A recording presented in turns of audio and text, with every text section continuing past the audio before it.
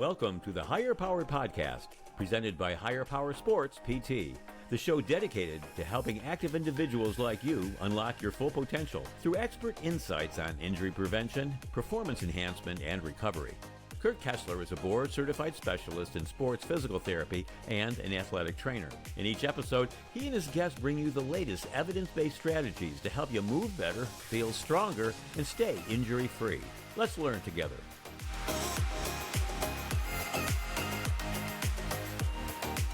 Hey there, everybody. Welcome back to another episode of the Higher Powered Podcast. Today, I am being joined by Jon Brown. He's a former high school wrestler and college football player, and he's currently a dietitian, and he has a master's in sports nutrition. I brought him on today to talk about what I think is a tough topic, and that is the mindset around food and weight in wrestlers. I wanted to bring someone on who would be able to relate to what wrestlers experience, as well as be able to provide really good information and education to keep our wrestlers healthy. Jon, thanks for joining me this morning. Yeah, thanks for having me. So let's just start with a little introduction. Give us a little bit about your background. Like I said, I know you're a wrestler, but just give me a little bit of background on yourself and kind of how you got to where you are now. Yeah, so I guess starting in high school, I was, wrestling in the winters, playing football in the fall. So I'd come around a football season, go to, wrestling, and then I'd spend the springs, working out and trying to gain weight for football, because at the time, 120 pounds on the football field doesn't get you very far. And I kind of, as I started going through like chemistry and science classes, started to enjoy that and could appreciate, relatively early. I wasn't going to go pro in athletics, but still wanted to be close to it. So ended up going to school at Mansfield University for my bachelor's. Played football there in the Sprint Football League, which we can maybe get into later. But did my sports nutrition degree there. Did a dual major with sports nutrition and dietetics. All of the dietitians have to go through a one-year internship process. Did that with Murray State University. Went from there to the University of Colorado to get my master's in sports nutrition. But yeah, always had an interest in athletics and the nutrition, kind of how to use the nutritional pieces to, enhance the performance. And most of that came from, what I experienced trying to gain weight for football, trying to lose weight for wrestling, and, my process evolved through the years. And, I knew before I knew better that the science of it is a really big deal. The way you feel yourself, it makes a huge difference. Yeah. And I mean, that's kind of the big thing I want to talk about. I'm sure you could tell a number of stories about some of the unhealthy practices you've seen. When I think about wrestlers cutting weight, I've seen kids come in like needing to lose 5, 10, 15 pounds in a short amount of time. They're not eating, they're not drinking, they're running on a treadmill in sweats and a plastic bag, spitting into cups, like all this crazy stuff to try to cut as much weight as they can for weigh-ins. And like you start doing that over and over again, and it's not hard to see how that can become an unhealthy practice. So as far as tell us a little bit about your mindset, like when you were wrestling, have you experienced any of these things? And then just now being on the other side of it from a dietitian standpoint, like how did those two avenues kind of combine for you? Yeah. So as an athlete, I think for me, it was never about the food. It was always about the sport. It wasn't, it like whatever I was eating to hit a weight class, at the time, it didn't really feel so unhealthy. I was just, doing the mission kind of situation. Yeah. So as a freshman, I never wrestled before. Walked into the wrestling room at 120 pounds, at the same height I am now, so about 5'5", 5'6". You probably know about the weight certification process that people go through. They determine, your minimum body fat percentage. So I could cut down exactly one weight class to 113, which for me was a really big cut. And what that looked like is, we're wearing, multiple layers of clothing in practice, not drinking water through practice. Leading up 2 or 3 days before the weigh-in, depending on what my weight was at, I had to, I wouldn't say I had to, but what I chose to eat was like a banana with some peanut butter and orange and a glass of water, maybe sips of water throughout the day, but that was pretty much it. So we'd have an intense practice for 2 hours. We're running around outside of, still being a kid and playing outside and all that, and just not fueling much. And then, like I said, because I was playing football, it wasn't like I wanted to stay at that 120-pound range. I had some muscle to build. So years after that, I'd moved up weight classes, eventually up to 145 pounds. And really, it was only my first year that was, I would say, that intense weight cut. But the other years, what I was able to do is to stay lean enough around the calendar. Like my senior year, I came to weight certs at 145, and that's what I certified. So I felt good, and I had no weight to lose. But yeah, I mean, as an athlete, the big difference it really seems to make is just, how you feel. They talk about like grit and digging deep when you're cutting weight, especially a lot in the last few days. And I've seen people. I was usually pretty on it, but it was still a big cut. And I've seen people do much like you were saying, they're doing sweatsuits, saunas, spit cups. I've seen people use laxatives. I used to turn the heat up. What I did sometimes at night is I would, like, if I'm a week out from a weigh-in, I might open my bedroom window a little bit in the winter and get it real cold in there. So the idea is I'm burning calories then, and then, like, the night before, jack the heat up, and then I'm sweating out the rest of what I got. Horrible idea, but it's the kind of things you do, and it's part of the culture of the sport. A lot of times you got maybe 10 to 15 weight classes, and in my situation, I had a little more flexibility to go down, not up much, but a lot of the time it's a matter of competing or not, whether or not you make the weight. So there's a lot of pressure from that standpoint too. But yeah, and then as a professional, I wrote papers on wrestling and combat sports that, what you find when you cut weight too much is exactly what I experience. You feel a big one in wrestling is grip strength goes down. The entire name of the game is, holding someone down and controlling them. The mental, strength, I forget how exactly they define that in the literature, but your fortitude, your capacity to do all the things you need to do goes down, reaction time goes down. When you go through an athletic event and you lose even 2% of your body weight, which, if you're 100 pounds, that's 2 pounds. That's not much. That's where you start to see increased risk of injury. You see, it increases the risk of health issues, performance goes down, and that happens all the time. So I think a lot of the time, right now the science and the culture definitely clash. There's definitely this, like, I don't know, almost like an old school Rocky culture with wrestling, and I don't think it has the resources that other sports do to catch the science up to it immediately. Like, basketball and football, they are, they're on the frontier of the science, and I don't always think, especially at the lower levels like high school, that that wrestling's keeping up. Yeah.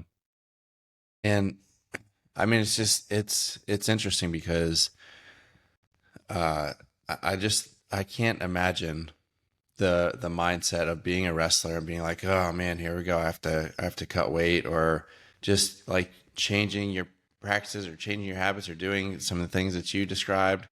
Like, it would be hard for me. I don't like to lose weight for anything, let alone like it being completely necessary to compete in your sport.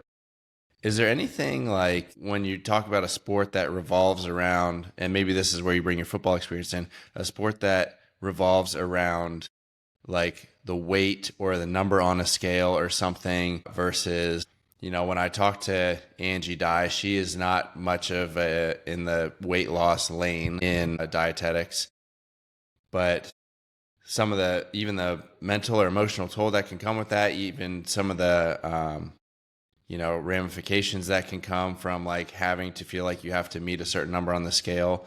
Like what does that look like for you? What are your thoughts on that? Yeah, it's tough to balance. If you're working with someone, you really want to understand where they're coming from, what their strategy is, and how they feel, what drives them, all those things. But I mean, I tell this to weight loss clients, and it's not too much different with an athlete. The difference is you tend to have to stop the athlete from hurting themselves more often than the pedestrian. But with just your, regular adult, they're like, well, I want to lose this much weight. And I like to tell them, let's aim for here and we'll see when you get there. How much weight do I have to lose? We'll see based on how you feel, how your health metrics track. You may not need to lose as much weight as you think you do. But if an athlete's like, I just want to be the best wrestler I can be, and the minimum weight may not be your best competition. And that's really true in all sports. As an intern, I had a day with the University of Louisville dietitian, and that's kind of what she was telling me is they track, their metrics and like body composition numbers and performance, and they, use that to kind of guide people and see how they feel. And there are some people that are just at a higher body fat percentage that for whatever reason perform better there. So it's definitely tough with the, okay, you might miss a roster spot, but I think for most people in high school, if you put the time in, like in the off season, you'll find a roster spot, you know. So, it's not a guarantee, but Yeah. The quote that's going to stick with me from this whole thing is your best weight might not be your minimum weight as a wrestler. Like that, I feel like that's really powerful because the idea is, for anyone who's not familiar with wrestling, the idea is there's a certain weight that is determined based on a bunch of different factors that we measure. There's a minimum weight that you can safely wrestle at. And a lot of people think that, okay, if I get to my minimum weight, if I can get as light as possible, that's going to give me the best chance to win because I won't be going up against someone who weighs more or is heavier or whatever.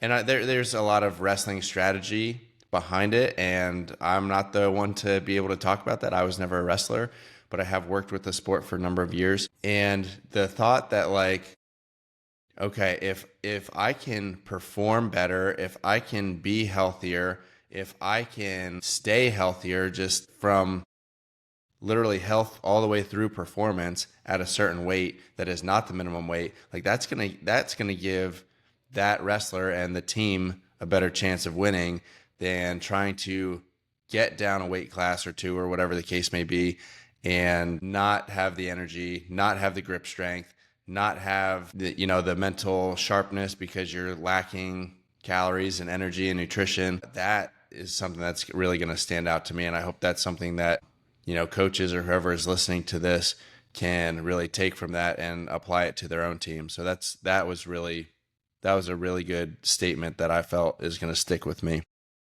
So how do we build a healthy mindset around food and weight loss for wrestlers or even anybody else in a weight sensitive sport or weight sensitive activity? How do we build healthy mindset, healthy body image, healthy whatever, so that we're not experiencing either this decrease in performance, decrease in health, or even, we haven't really gotten into it too far right now, but even just like decreased self-worth or body image or all this stuff that whether it happens in wrestling or dancing or whatever the case may be, weight sensitive sports, what can we do to just build healthier practices around that?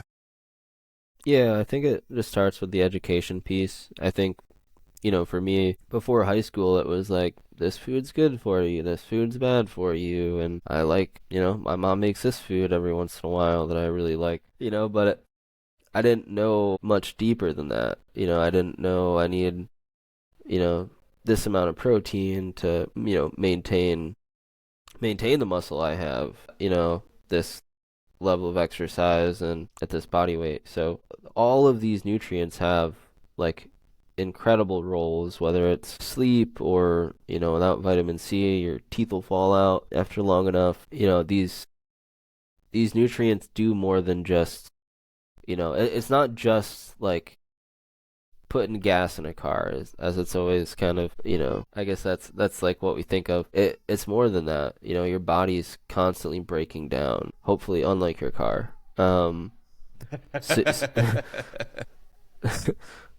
so you need to kind of not just refill the gas, but like you're replacing, the engine and the tires like all the time. So, Almost more like a NASCAR event.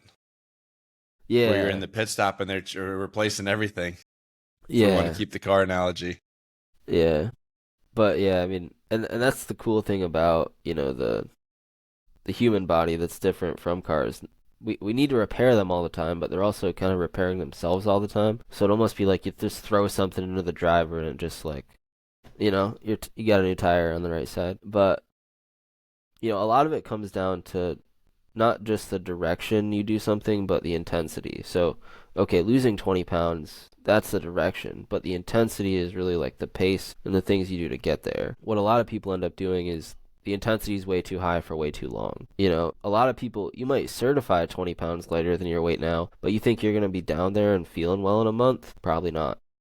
So that's kind of, I think how to try to steer people. You want to like let them know like, hey, if you feel lightheaded, if your bowel movements start to really like slow down, if your urine starts to look orange, some of those things, and just give them some pointers. Hey, try like if you weigh 150 pounds, and we're using that 2% body weight rule.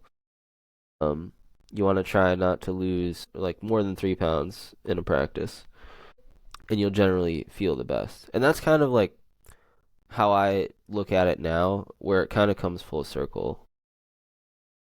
You have, everyone wants to perform their best and recover their best. And you do that when you're the most well-nourished. If you don't have the right stuff, you don't recover as well, you don't build the muscle as well, increased risk of, other health issues. So just trying to help these athletes set up some general guidelines, like here, what do they call them? Guardrails, how not to hurt yourself. But yeah, I was starting to get into, I think where it all comes full circle is, if you want to be the best, the healthiest, by eating the right stuff, you can not only achieve, the level of leanness you want, and yeah, it might take an extra year or two, but you'll recover better, you'll perform better. Really what you're doing is maximizing the work you're putting in. Again, the idea that if you outwork your opponent, you'll beat them, it's just not true. And I think that's how I thought as a high school wrestler. I thought I'm gonna go to practice for 2 hours, and then I'm gonna go to the gym for 2 hours and do some strength training. And I'm going to do that 4 days a week before I wrestle on Saturday. And I was eating well enough to recover, but I had to eat so much. You don't want to work harder than you have to. And I'm not discouraging hard work, not at all. But a lot of these athletes, it's just like, I'm going to throw myself into the fire, and I'm not sure what's going to come out, but hopefully it's better than where I'm at now. But yeah, I think a lot of people are sore, they get injured, and it's often like poor nutrition. And really rapid weight cuts. Everyone's different for sure, but generally I'd want anyone to be within at most 3 to 4 pounds before the day before on a weight cut, and 2 pounds would be nice. But I mean, you're putting your body through a lot, and you're also growing. Like I really haven't emphasized that enough here. Like high school wrestlers are growing athletes. You don't want to stunt your growth to make a weight class, and don't the sport's tough enough mentally and physically. Don't make it harder by handicapping yourself nutritionally. And that's what a lot of people end up doing. Like it's a very technical sport. You need to be quick. You need to almost react before you even thought about what you're doing. You need to have enough of the right stuff. I think that, not that you should just eat whatever, but, make sure you're getting, nutrient dense foods, make sure you're hydrating. I know I've been very general about the nutrition, but it's hard to get into too much of the, Yeah, it's hard to be specifics. specific when everyone is so different. But one big thing that you said that, I kind of take not just from wrestling, but into either all the clients I work with or all the athletes I'm working with at the high school. And that is like going to practice, going to the gym. Like, you are spending so many calories, you are spending so much energy, so much effort. And the more and more you do, to me, the harder and harder it is to meet up or keep up with those demands or meet those demands. And it really just, in a lot of ways, complicates performance. And I'm not telling people like don't work out, but the more you start stacking on top of each other, the more dialed in your nutrition has to be, the more dialed in your recovery has to be in order to avoid injury or avoid these big dips in performance. So like, I tell people, do as much as necessary to make a change, but not a ton more than that, because then we start running the risk of, all these things that we're trying to avoid. So that was one thing that stood out to me. The last two things that I kind of want to get your thoughts on.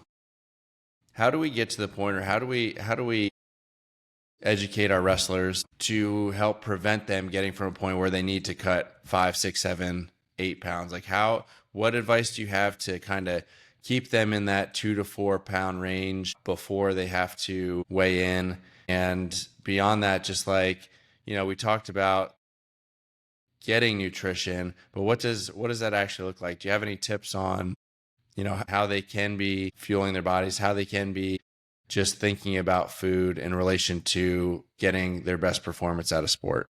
Yeah, I mean, I think I would start with just starting to have that conversation as early as possible.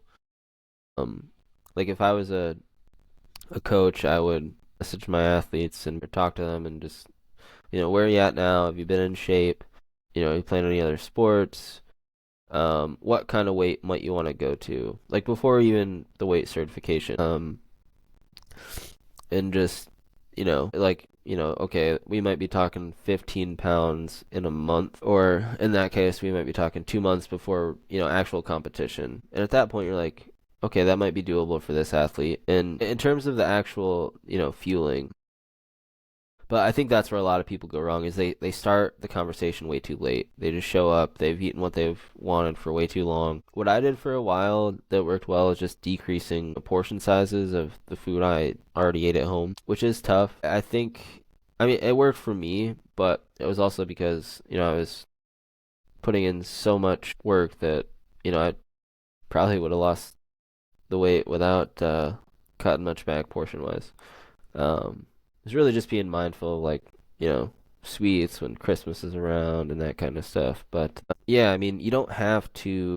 It's actually a good opportunity. What your family eats may not be the best to keep you or get you to the right weight in the right way. So I think it's a fair opportunity, for young athletes to get more intimate with their own food and maybe start to make some of their own food.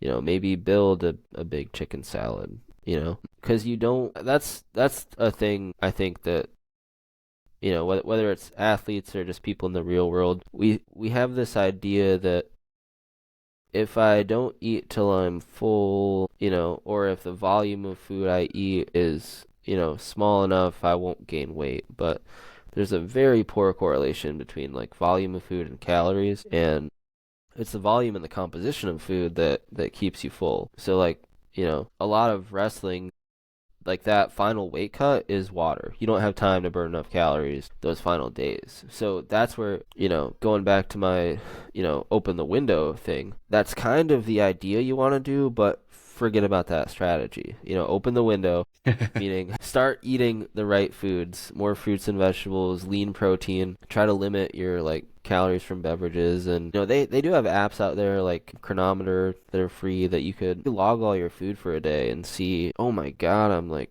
50% on, vitamin C, and it's like cold and flu season. With those numbers, no athletes need more than the average person. But, you start learning about nutrition and like what do vitamins do? What do minerals do for you? But, if you can start to do it that way, and you'll know, like, through your training, if you have a month out, you'll know, okay, I feel really good doing this. So that last final weight cut, you may have lost 7 pounds in 2 months, and that's, perfectly safe rate of weight loss. And if you feel good, your training's good, if you are lifting a little bit, your numbers aren't going down any. And with any weight cut, if you've been training around the calendar, generally you will see at least a little bit of, a strength detriment. But, some people can hold it, and that's even better. But you use the science as kind of the guide rails, but ultimately you want to see how the athlete feels. As anyone who's like around them on a daily basis, you'll know if they're starting to fade. But, and then we always called it like our float weight. Like, that's basically what you can sleep off. That's just through the water, through respiratory losses. So for me, I would lose about 2.5 to 3 pounds overnight, and that's just breathing out water. So I knew if I go to bed 2 pounds overweight, I'm gonna wake up a half pound under. Yeah, very cool, very, very cool. All right, anything that we haven't talked about that you feel is important to know, or anything else that you had in mind that you wanted to share? If not, we'll wrap it up. But I just want to give you the opportunity to say anything that maybe I didn't bring up. I mean, a couple of key things just for general recovery, protein. I think everyone knows about that, but, you definitely need your protein when you're losing weight. Without it, you'll definitely lose some muscle, and especially if you're dehydrated, that's a, big rhabdomyolysis red flag. So that can be an issue. And just recovery with antioxidants, eat colorful foods, eat whole foods, and start to learn like where your food comes from. Go to a farmer's market, ask your parents to go. But yeah, I don't think it has to be, this this deviation of sports and food, and they're kind of clashing. No, it can be a convergence, and try to like, use a sport to get a better relationship with food. And I don't think that's talked about much. But, if you frame it in the right way, if you have the right people around, I think that can really happen. And I really like the idea of, it's so easy to just say, oh, well, my mom made this for dinner, so I'm going to eat this. Like, I like the idea of not I don't want to say accountability, but just like taking the initiative for, your own food consumption or your own practices with eating. And I like that. Because the more that you get involved in making it, the more you're going to understand what you're getting from it and what it's doing for your body. So I really like that piece as well. Jon, thank you so much for coming on today. I really appreciate your time. And I really appreciate some of the thoughts that you're able to provide in not only helping me as a provider, but helping our athletes to, really start to think about how they can use food to improve what they're doing and maintain what they're doing, and just kind of shifting that thought process in a healthy direction. So I really appreciate your help in doing that today. Yeah, thanks for having me on. Thanks for the conversation. It's been good. Where can people find you if you want to be found? I am on Instagram, Fitter Nutrition, FITR.nutrition. Working on some things coming, but you'll be able to see those on my Instagram when they come. Thank you. All right, that's going to do it for today's episode of the Higher Powered Podcast. Find ways to connect in the show notes. I will have Jon's information in there as well. And as always, thanks for listening, and we'll see you next time.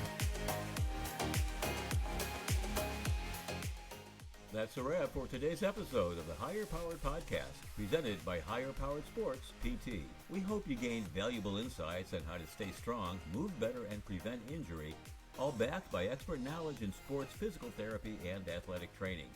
If you enjoyed today's episode, don't forget to subscribe, rate, and review.